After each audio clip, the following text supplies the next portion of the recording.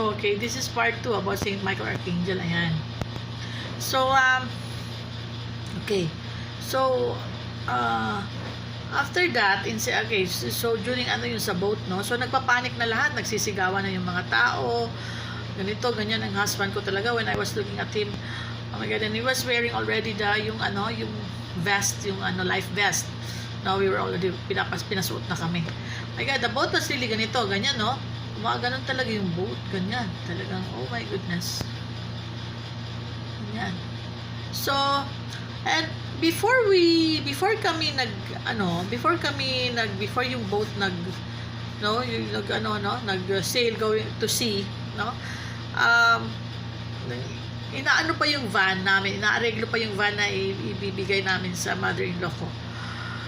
I felt the energy already kasi time na I was already open, no? Open ng third eye ko, I was already spiritually awakened.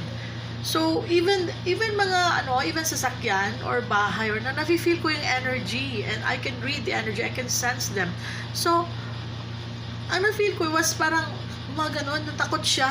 Parang ganun, takot yung ay, palangga, why? Ganun, baby. Kasi parang tinitreat namin parang anak yung mga namin, yung mga sasakyan namin.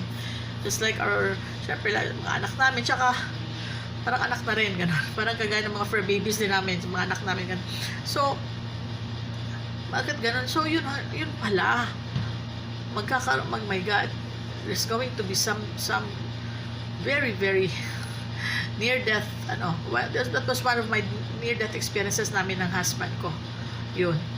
Grabe talaga. And, what I did was I really just prayed and prayed the rosary. Yun, balik-balik. And then, yun, nakita ko na sa third eye ko. There were men in black, okay? Naka-trench coat sila.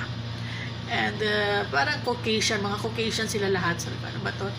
Pero parang halo. Meron ding black, meron ding brown skin, ganun. Marami sila. Ang dami. So, well, I knew immediately na, okay, mga sundo, angel of death, mga guides, pero naka-black, sabi ko. So, hindi pa namin time, no? Huwag muna, kasi marami pa kaming gagawin.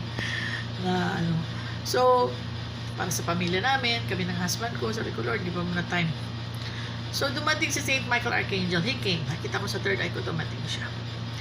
And then, parang in-instruct niya yung mga naka-black na angels na no, it's not yet their time. And then God is saying na sa amin to, tao namin yan to si Karen, light worker, ganon. Tao namin yan, divine agent namin yan. Ha? Pati husband niya, she's a healer, you see. So she's here to, shall we say, protect the people on board na hindi muna, not yet, no? It's not yet time for them, not yet time. So, they left. Nakipag-negotiate siya. And then, pumunta siya sa third eye ko, nakita ko, nag-astral project ako with Saint Michael Archangel. Okay, so you will know what astral projection means. That's one of our psychic gifts, no, na binigay, spiritual gifts na binigay, God-given gifts sa atin. Okay? So, when we open our third eye. So, I saw, no, na doon, pumunta siya doon, Saint Michael Archangel, okay? Pumunta siya doon sa baba ng boat na sinasakyan namin. And there were parang mga they look like evil mermaids, sirens, parang serpents na yung nila, yung half serpent yung kanilang baba, tapos sa taas parang sila mga mermaid pero nakakatakot yung muka, nakaganon yung mga ngipin yun.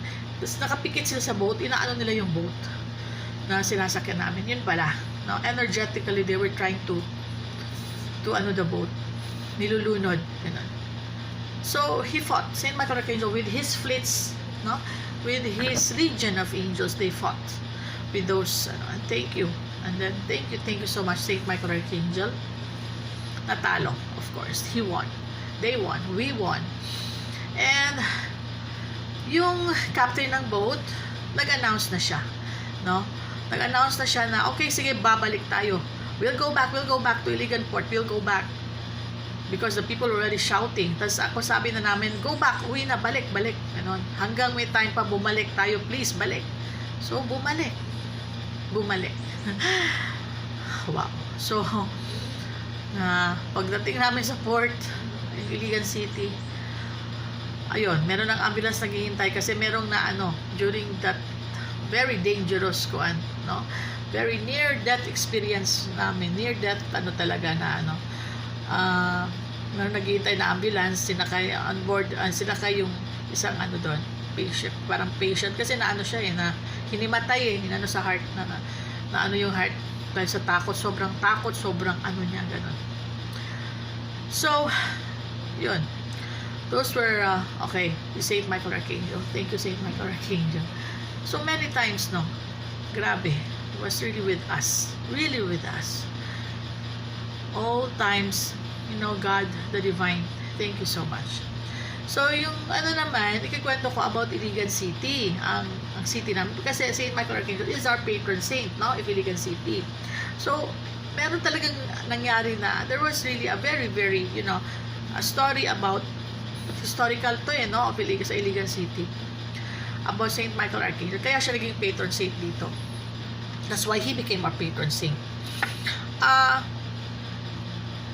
Panahon yata nung it was the time of I think Spanish pa yun ng mga time, invasion or what, or after, no? Matagal na yun, nasa kalululuhan pa namin na times, no?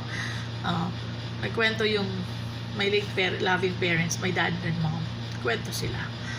St. Michael Archangel, this was really a very known story sa Iligan City. Merong enemies, no, na gustong lusubin ang Iligan City. They want to take over and conquer Iligan City. These enemies, galing doon sa mountainous areas sila. And as they were about to,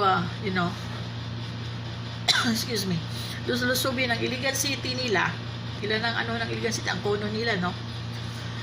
You know what? St. Michael Archangel, nawala dun sa St. Michael's Cathedral, nawala bigla yung kanyang, I don't know kung nawala yung statue or biglang ganon. So, or umalis, parang nag-travel siya And the fleets of St. Michael Archangel, those fleets up there, the fleets, no? St. Michael Archangel has their fleets. Ganon silang fleets sa taas. Okay? Ships, mothership, ganon. Blu-ray. Okay, so extraterrestrials, highly evolved extraterrestrials. Benevolent, okay? So, what they did, siguro, of course, power sa St. Michael Archangel, ng Legion of Angels niya, tsaka siya, and the Divine, and the technology of their fleets nila sa taas, no? Starships. Biglang nagkaroon ng fog. Iligan City was surrounded by a fog. No, fog talaga. And the enemies, they were not able to see Iligan City na sanang lulusubin na nila, and they are planning to conquer. No. Walang nangyaring pag-conquer, walang nangyaring paglusob sa Iligan City that time. And thank St. Michael Archangel, thank God, now and beyond, Iligan City will remain as peaceful and safe because of our patron saint, St. Michael Archangel, and all our guides and all our guardians, Kasi pag, kung merong mag-isip na mag-invade sa Iligan City, I don't know, on the spot siguro, karma, diretso, karma, okay, karma will destroy them. As well as ang Philippines, no? Kasi pag talagang pinayan mo yung isang place, country, family ka tayo, home, there's sobrang divine protection. And if there's a divine protection, whoever na magta-try na ayun, it will really, there's really destruction to those who have evil intents. So yun, those, wow, that's one of my sharings of St. Michael Archangel ito. Okay? So, thank you so much. I hope I am able to share information on my truths to you. Okay?